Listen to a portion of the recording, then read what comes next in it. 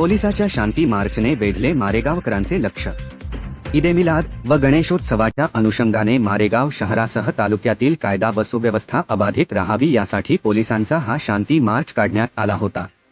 उपविभागीय पोलीस अधिकारी वणी यांचे मार्गदर्शनाखाली काढण्यात आलेल्या या पोलीस शांती मार्चमध्ये पोलीस अधिकारी, अंमलदार, होमगार्ड मोठ्या संख्येने सहभागी झाले होते। आयोजित उत्सव शांततेत पार पडावे याकरिता मार्डी चौक, डॉक्टर बाबासाहेब आंबेडकर चौक, गौशिया मस्जिद, मेन मार्केट व शहरातील मिश्र वस्तीतून शहरातील मुख्य रस्त्याने रूट मार्च करण्यात आला आहे। या रूट मार्चमध्ये सहभागी पोलीस अधिकारी व अंमलदार यांना बंदोबस्त संबंधाने मार्गदर्शन करून योग्य तो त्या सूचना देण्यात आल्या आहे। यावेळी मारेगाव पोलीस स्टेशन मधील बंदोबस्तादरम्यान वापरात येणारे साहित्य व्यवस्थित आहे किंवा नाही याबाबतची खात्री करून घेण्यात आली आहे। यामध्ये शस्त्र, दारुगोळा, ढाललाठी, हेल्मेट इत्यादी साहित्याचा चेक करण्यामध्ये समावेश होता।